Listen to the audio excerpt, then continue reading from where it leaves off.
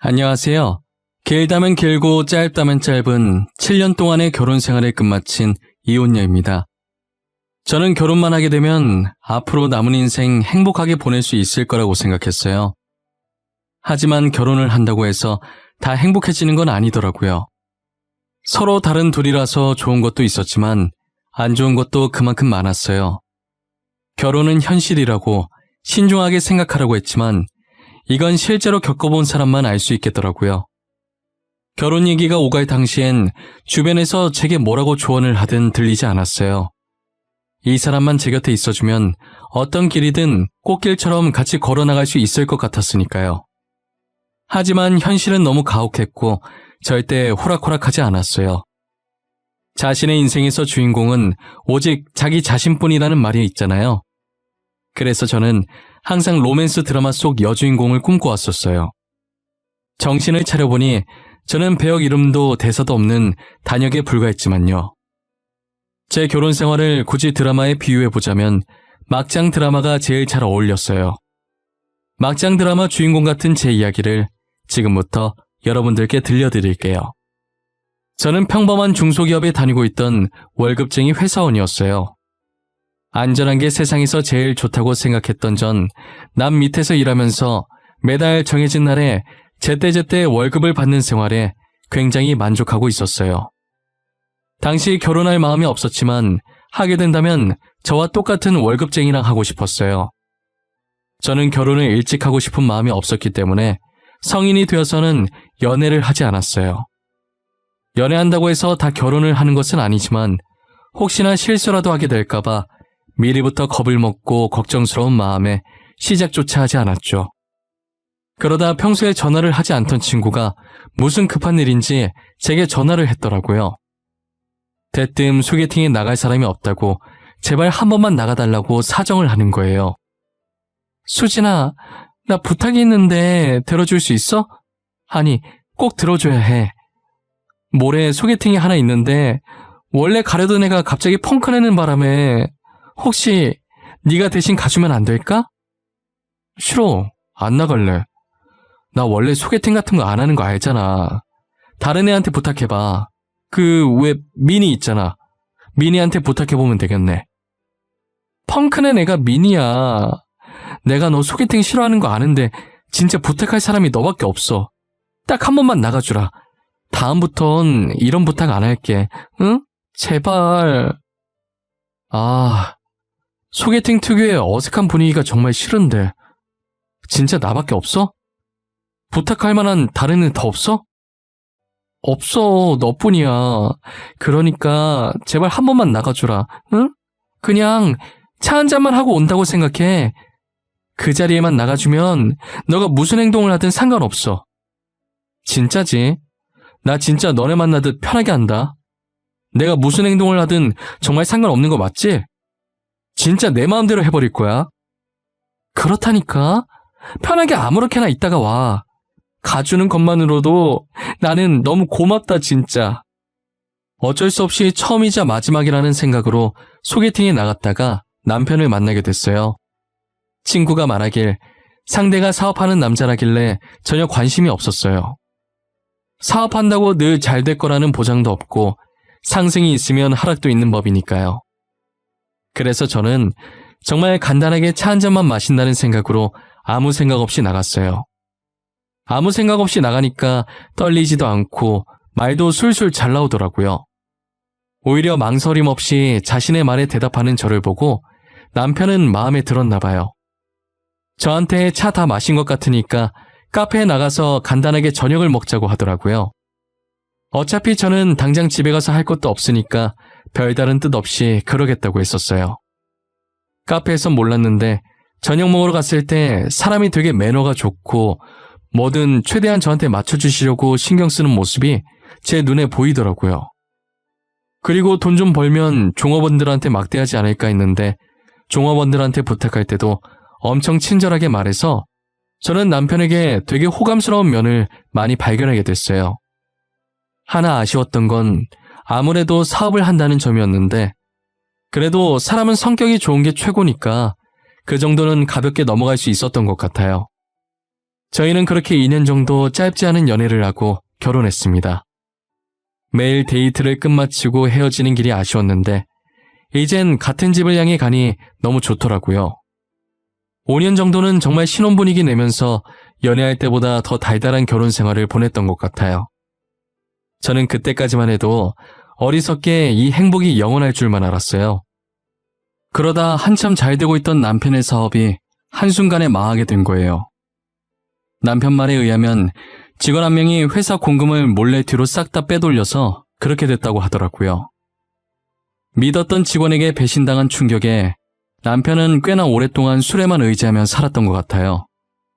술에 찌들 대로 찌들어서 불과 한 달 전 멀끔했던 모습이 온데간데 없어졌더라고요.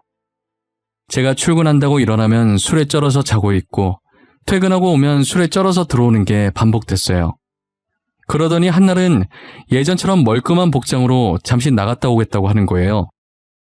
남편은 사업의 끈을 놓지 못하고 사업 계획서를 들고 여기저기 투자처를 알아보고 있었던 거예요.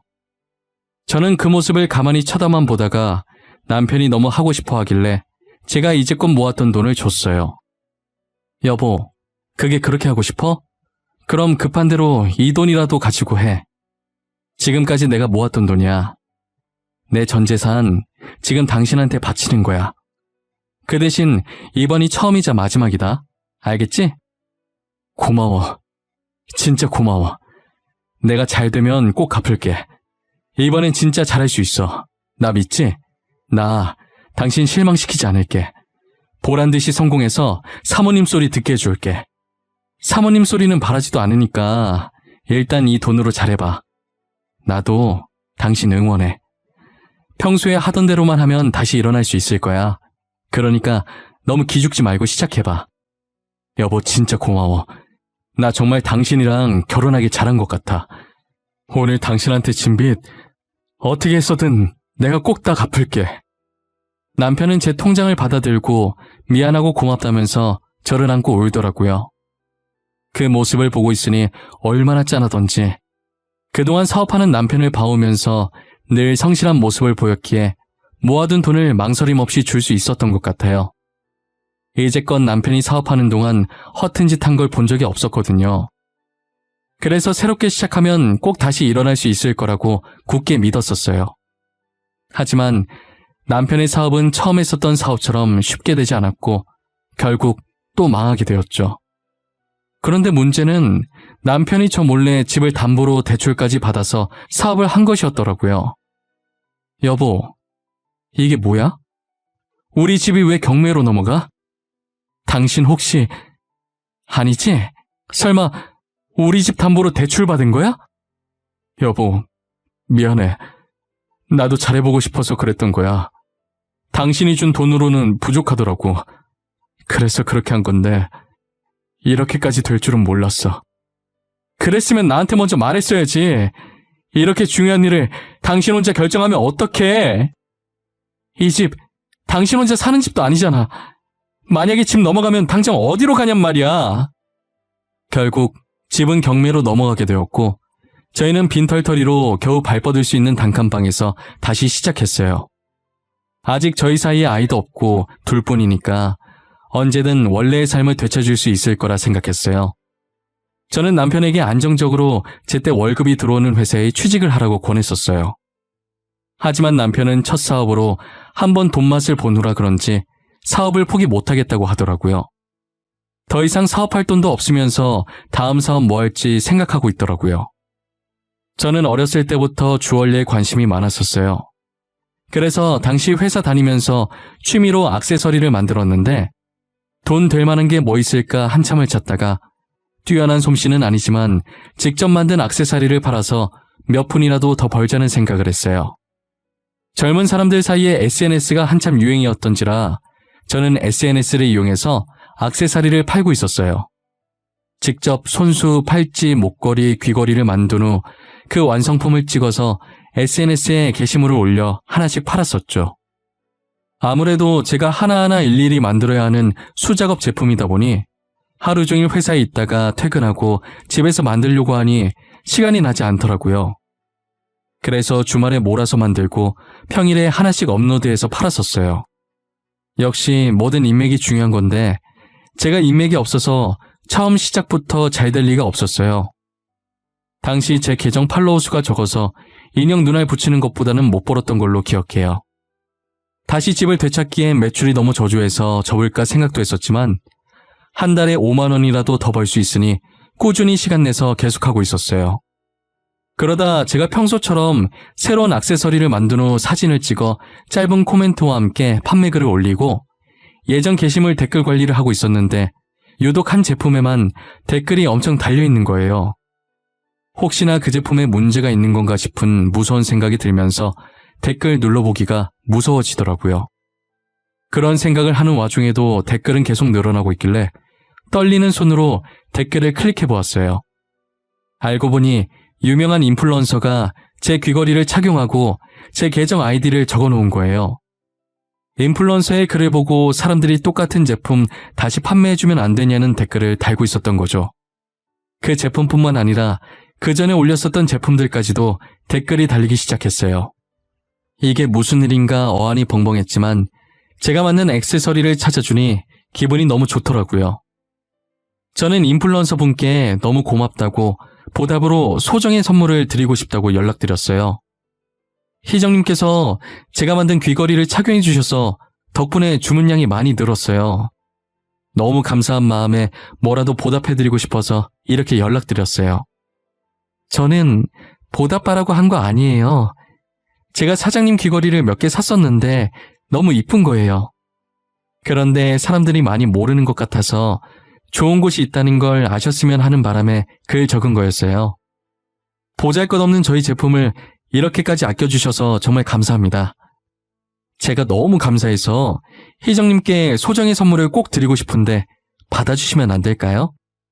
제가 진짜 이런 거 바라고 글을 쓴 게 아닌데 그래도 사장님 마음인데 계속 거절하는 건 예의가 아니겠죠? 당연하죠. 거절하시면 저 정말 서운할 것 같아요. 거창한 선물이 아니니까 부담 갖지 마시고 편하게 받아주셨으면 좋겠어요.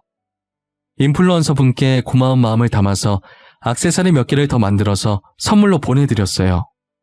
인플루언서는 저의 단골 고객이 되었고 몇 번 연락을 하다 보니 자연스럽게 친해지게 되었죠.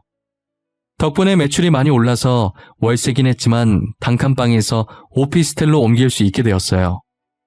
하루에 기본으로 들어오는 주문량이 회사를 다니면서 병행할 수가 없을 만큼 많아져서 결국 저는 다니고 있던 회사에 사직서를 제출하고 액세서리 판매에만 집중을 했어요.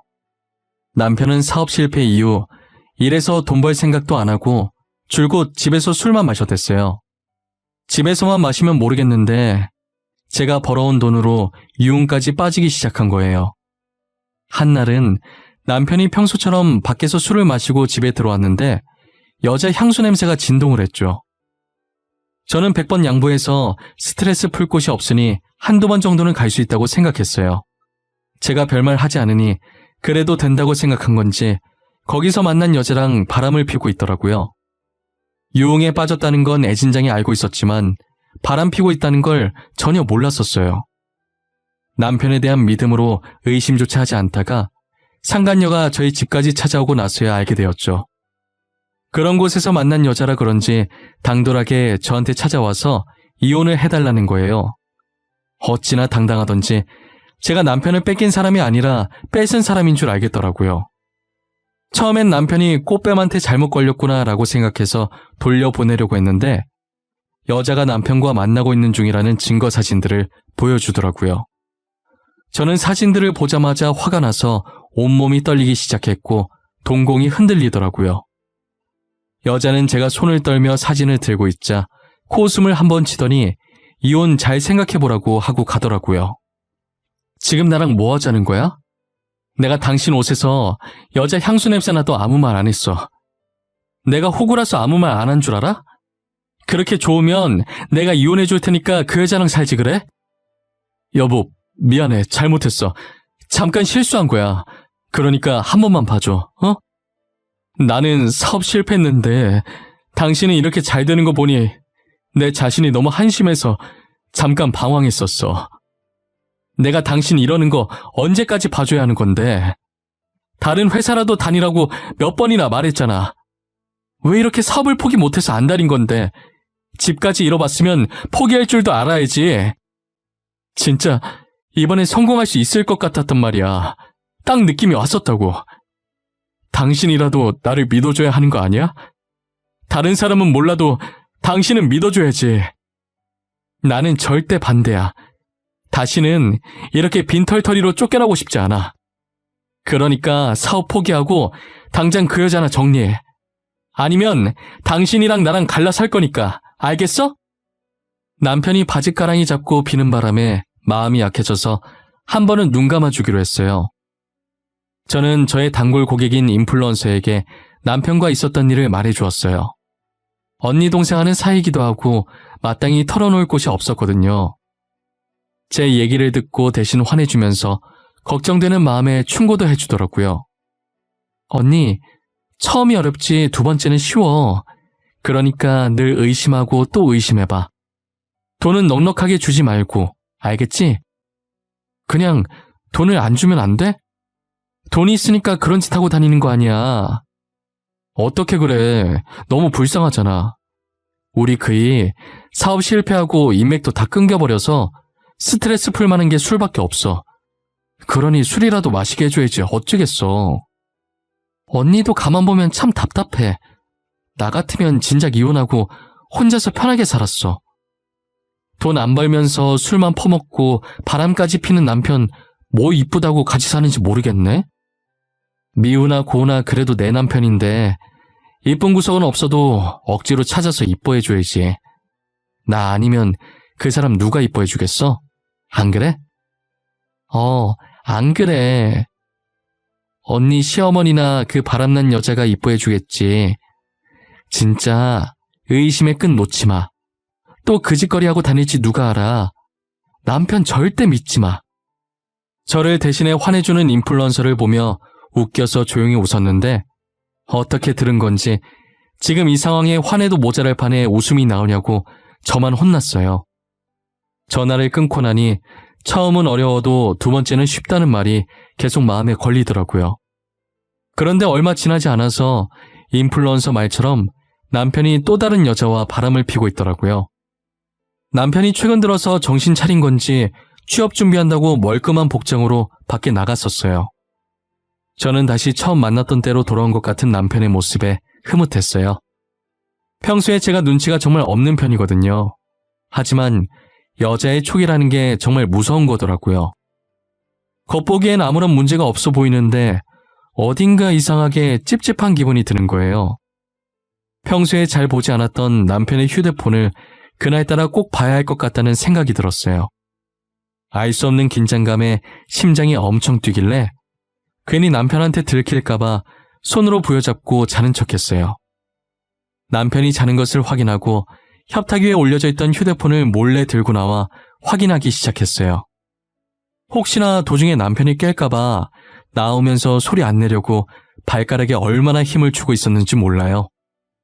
잠금이 걸려 있었는데 비밀번호가 남편 생일도 아니고 저희 기념일도 아닌 제 생일인 거예요.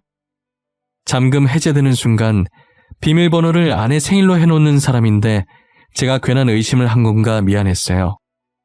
하지만 잠금 해제와 동시에 남편에게 온 카톡을 보고 미안함에서 분노로 뒤바뀌었어요. 카톡을 확인하니 오늘도 즐거웠다고 얼른 남편과 결혼하고 싶다는 내용이더라고요.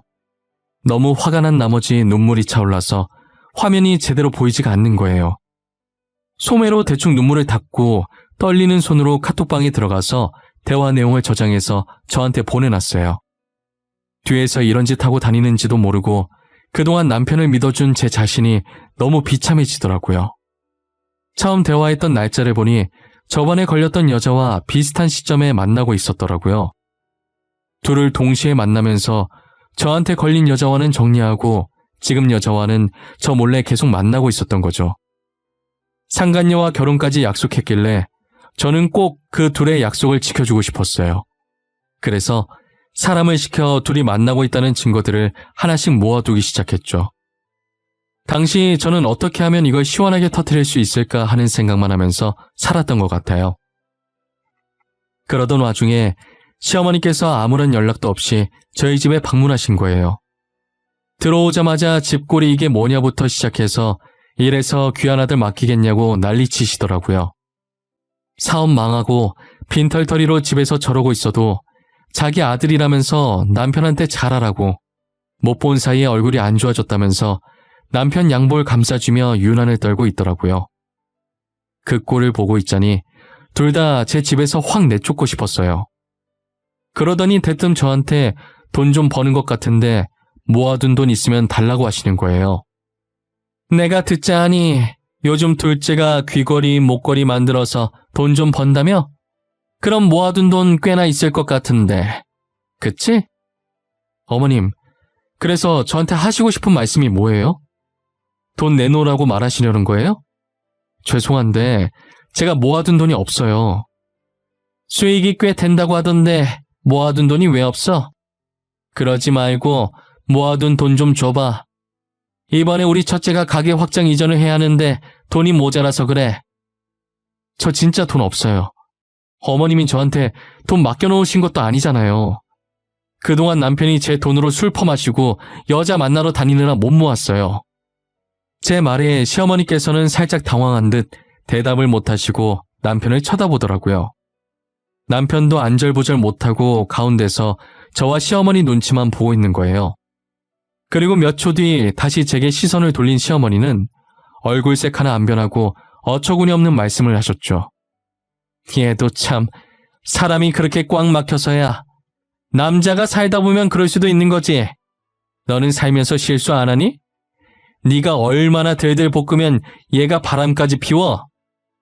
지금 어머님 아들이 바람 핀 게 제 잘못이라는 거예요? 실수요? 의도적으로 다른 여자 만난 게 어떻게 실수가 될 수 있어요? 시아버지께서 그러셔도 넘어가 주시겠네요? 이게 시어머니한테 못하는 소리가 없네. 말이면 단 줄 알아? 우리 집안에 어쩌다 저런 게 들어와서는. 안 그래도 저도 지금 이런 집안에 들어온 거 후회 중이라서요. 어머님도 제가 못마땅하신 것 같은데 빠른 시일 내에 남편이랑 이혼해야겠어요. 그냥 어른한테 죄송하다고 하면 끝날 일 가지고 뭐? 이혼? 그래, 이혼해라, 이혼해. 너 당장 집에서 나가. 엄마 진짜 왜 그래? 여보, 그냥 당신이 참아. 엄마 나이 많으시잖아. 그러니까 당신이. 여보, 어디가? 진짜 집 나가려고 그래? 이혼하겠다는 제 말에 시어머니께서는 얼굴이 시뻘개져서는 나가라고 소리치시는 거예요. 저는 그대로 안방에 들어가서 커다란 가방을 꺼내서 짐을 미친 듯이 싸기 시작했어요. 시어머니는 그런 제 행동에 대고 그동안 집 나가고 싶어서 어떻게 참았냐고 비아냥거리시더라고요. 다 싼 가방을 거실로 가지고 나와서 소파에 앉아있는 남편한테 들이밀었어요.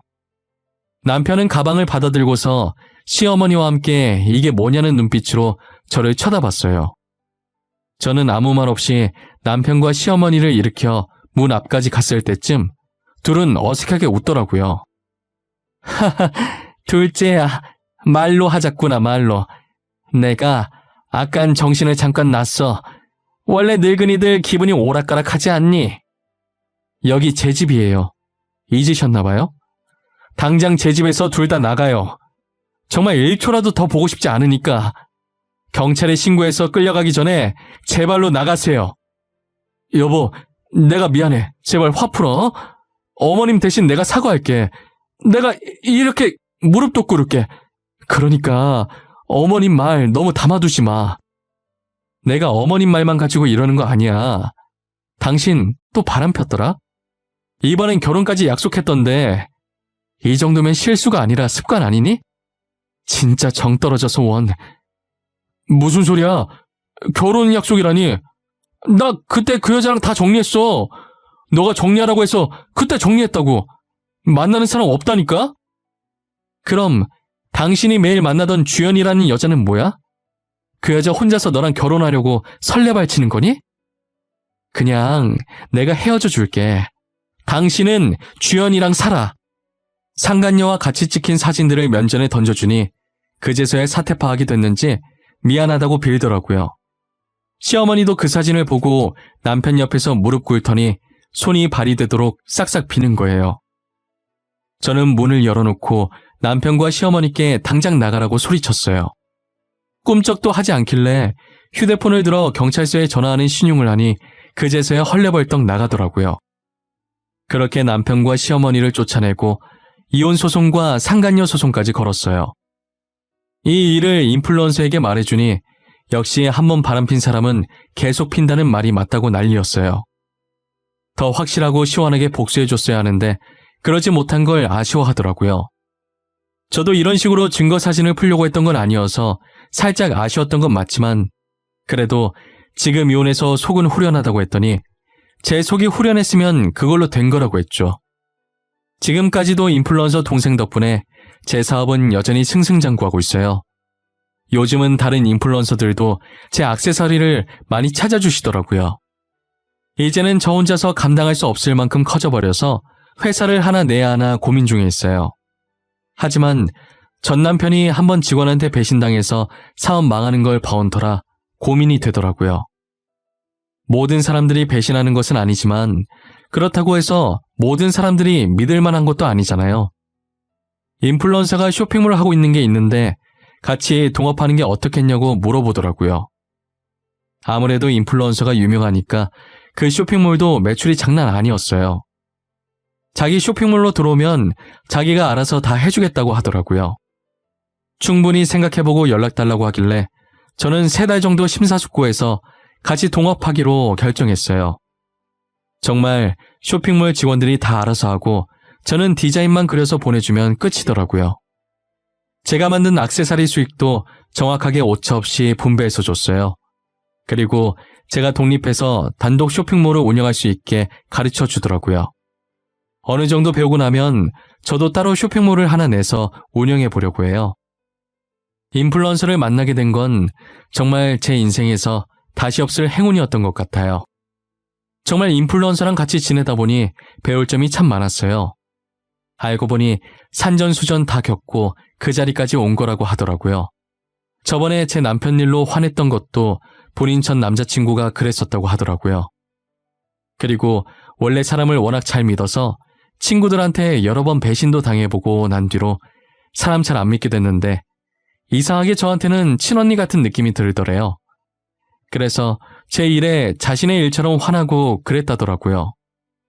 최근 들어서 전 남편한테 계속 연락이 오더라고요. 전 남편은 제게 과거는 다 잊고 다시 시작하자는데 저는 절대 받아주지 않았어요. 저와 이혼 후 상간녀 소송을 당한 여자가 전 남편을 찾아가 뺨을 때리고 난리도 아니었다고 하더라고요. 유부남이라는 사실을 속이고 총각행세하며 여자를 만나왔던 거였죠. 결국 저랑 이혼하고 상간녀랑도 헤어지니 다시 거머리처럼 저한테 들러붙으려고 한 거예요. 가끔 전 시어머니도 찾아오시던데 진절머리 나서 이사하고 번호도 바꿔버렸답니다. 그렇게 저는 7년 동안의 결혼 생활을 완전히 끝마쳤어요. 지금 생각해보니 전 남편과 저 사이에 애가 없었던 게 정말 천만다행이었어요. 만약 애가 있었다면 제 성격에 애 때문이라도 참고 계속 살려고 했을 테니까요. 저는 현재 혼자서 지내는 생활에 매우 만족하면서 살고 있어요. 이렇게 하고 싶은 거 다 하면서 살 수 있었는데 왜 진작에 이혼하지 않았나 싶을 때가 많아요. 그래서 지금이라도 혼자서 행복하고 당당하게 화나는 일 있으면 화도 내면서 지내려고요. 여러분들도 화나는 일이 있을 때 저처럼 참지 말고 한번 질러보시길 바랄게요. 지금까지 제 긴 이야기 들어주셔서 감사합니다. 모두들 건강하시고 행복하세요.